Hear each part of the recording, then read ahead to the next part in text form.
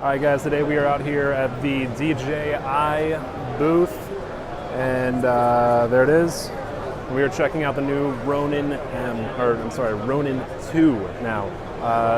Best things about this camera is it's going to be able to carry a payload of 30 pounds, and then we can also travel at 75 miles an hour with this thing. So car shots are going to get a little bit more easy to be a little bit more steady. So here you go, the Ronin 2. All right, now the first thing you're going to notice about this is that it is quite a bit bigger than anything that DJI has put out before. Now, you can set up the entire system like this, or you can break it down a bit more to be able to go on any type of operation that you would like it to. Now, coming back over here, we have got these hinges still up at the top, but if you notice up the other point right up here, what we're looking at is a way to be able to dial in this gimbal exactly to the placement where we want it to be, which is a lot better than flipping a lock and then sliding it and accidentally moving it way too far. Now, again, we're looking at the Summicron C with a C500, and that is going to be not a super light setup, not something you could really fly on the M. So what the great thing about this is we've got these adjustable gears on the bottom, up on the top. We can really dial this thing into exactly where we want it to be. And these hot swap batteries up here are going to be super helpful, because what we're able to do now is we're able to power the camera off of these batteries. Now, the gears system that we have, you can see it on the back, and it's on the other side over there. That is going to be able to be 5 times stronger than anything that we've ever experienced from Ronin before. So we're going to be able to set up our system a little bit quicker and have much better control over our entire system. Now, lastly, about the Ronin 2 is that you start looking around the back here and you start seeing some different controls up at the back. This entire thing is carbon fiber coming all the way down and across, but we've also got, this just got set down here. And can you tell us anything about this here? Yeah, so it's completely redesigned to give the operator a lot more control. Everything is at the fingertips, controlling every single bit of the Ronin. And this gives you full control to move around the gimbal while somebody else is carrying it up to 1 kilometer away. 1 kilometer? 1 kilometer is the range of the road to the system. Awesome. Thank you very much. All right. So for your consideration,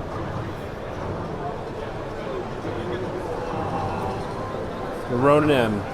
Also, check out the little feet here mounted on the bottom. Okay, we finally have a way to set this baby down. And we've got a little review video right up here, which looks pretty great. So what cameras is this going to be good for? Anything that is insanely heavy. So now, next thing. Oh, what's up, other dude videoing? Next up, we are heading over to the Freefly tent. Now, Freefly, what do you guys got? Because what I just saw with the Ronin 2, I keep starting to call it the M, Ronin 2, was pretty damn impressive. So I can't wait to see what we have Freefly bringing to the table today. Hey, little Fisher Dolly action over here. Okay, and here we go. We have the new Movi. Now, this thing, the XL, is, exactly, it looks like that's exactly what this is. And I've got a dovetail up here. We come down. Batteries that is going to be able to power these. Look at these batteries. Look at these freaking batteries here. These things are massive, one on each side too. And so we got these mounted up here, and these will keep the camera going for about 3 hours. You can, however, use auxiliary power coming from the back here.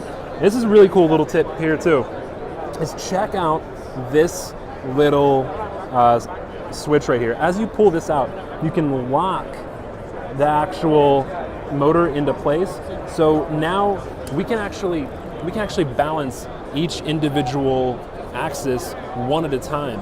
So as we come around and you start seeing start seeing the motor on the side. It's not on this one, it's actually on the other side.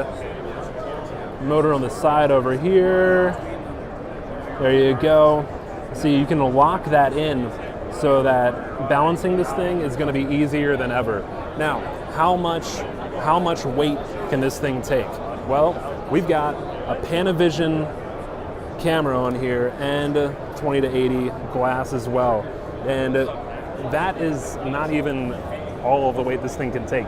It can take up to 50 pounds, and it's rated to go about 90 miles an hour, but these guys said they got it up to 105, and it was doing quite well. So obviously, massive game changer here.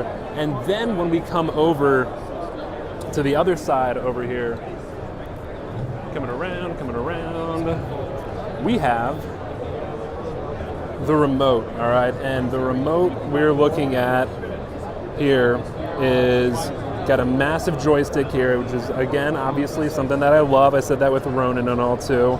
But this thing operates really smooth. I mean, we have a massive antennas on the back here. I'm not sure exactly. How far can these antennas go until we actually reach the camera? Downlink or the controls? Controls. Controls, we advertise 600, but other people who have the same module say like 2000. 2,000? But we want to be like... What is safety net, man? Safety 600. Okay. All right. So then we have antennas that are going to reach advertised 600, but people have been reporting that they got up to 2,000. Obviously not something that Movi wants to come out and say, in case you can't get it up to 2,000, but the fact that... It does, but like it's not a good answer to give to people. Okay, so it does do up to 2,000, but, you know, but advertised 600. All right, so for your consideration, the Movi XL. I mean, if you were talking about something like the Ronin 2 being like a big deal and everything, this thing is massive. I mean, the weight that we can carry with this thing, I mean, look at these motors, man. These motors are massive. I mean, each axis is controlled and with brute force, but ultimate fluidity. I mean, this system for mounting this camera is pretty slick. It's very cool. Very excited about this. Now, let's take a look at the Carbon, all right? Movi Carbon. This is the Movi Carbon. Now, this camera is really interesting. It's quite different from anything else that, any other type of gimbal stabilizers, but at the same time, it is still quite similar. Now, I'm going to try to pull up here and get as close to this thing as possible. They didn't want to take it down at all. Pausing video. And when you look at this thing, you can't really tell a lot of what's going on. It looks like there's this internal housing, and then on the outside there's some stabilizers, and you can't really tell very much about what's happening. But what is going on is that you have 3 gimbals on the outside stabilizing your X, Y, and Z pan, tilt, and roll axis. And then any other normal stabilizer would just mount the camera on the mount there, and that would be it. You'd be done. But this camera actually comes with the A7S II, and it also comes with a 24 to 240 millimeter lens. I don't know the f-stop on it. I do know it's a Fujinon, but the big deal with this is that the camera itself is having another set of X and Y axis stabilizers put on it inside of this housing. So what this means is that this is an inception camera basically. It's a stabilizer within a stabilizer. And what you're going to get from this is the ability to be able to be sprinting. And I mean, basically the interior of this camera is going to be stabilizing all of these corrections that are being made from this camera having any miscalculations or not being able to be as steady. Now, it doesn't have the third, it doesn't have that roll going Dutch type of stabilization, but at the end of the day, I mean, we have some great re-stabilization that is just we've never seen before. We've never seen this type of setup before. Then we unpause video. Now you can see it's got the same sort of frame as the Movi Pro does, and we come to this other shot. They really didn't want to take this thing down. They were very particular about it staying up and away, not any testing or anything like that. So before we go ahead and close this off, pause this video on the last frame here. And one thing I want to say is that it seems like DJI is going to provide a solution for anybody who's looking for,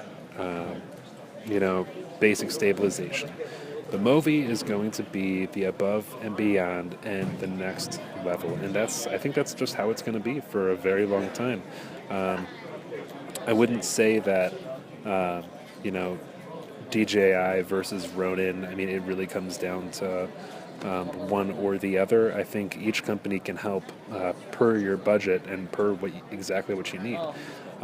You can have a multi-million budget and still use a Ronin, because for whatever reason, if that fulfills everything that you need out of your camera support, then that'll be great. But it doesn't necessarily. It goes on a per project basis. Comparing these things, there's not usually going to be a clear winner. Obviously, statistically, Movi definitely took it away. Freefly definitely took it away this time. But I had a blast being able to check out all this gear. All the staff from Freefly are super, super helpful. And the other thing too is that with the 240mm lens on here, you can be running, like full out sprinting, holding this thing, and you're going to be able to hold somebody's face in frame and then be able to have the understanding from your viewer as people pass in front of you or as you're going around different objects or whatever, that this is a long distance away. And I can't wait to see, how this ends up affecting different images and different movies as we take a look around. All right, so there you have it. We have Movi versus the Ronin going on right here. And I mean, obviously they're both very cool systems, and I'm very excited about both of them. But at the same time, there's only, so much you're going to get out of DJI, because the system seems to be based so much off of the Movi XL that, it's great, it seems like, for the handheld operations and everything else. But if you want to get above 70 miles an hour, which I don't know how many people really are going to need to get over 70 miles an hour, but if you do, then you're going to have the ability to be able to do that with the XL. Obviously the Carbon too is a massive game changer. That thing, a gimbal within a gimbal, I mean, that's insane. And it's not just one either. It's like 3 on the outside, 2 on the inside, with 200mm lens. The Movi just changed the game again.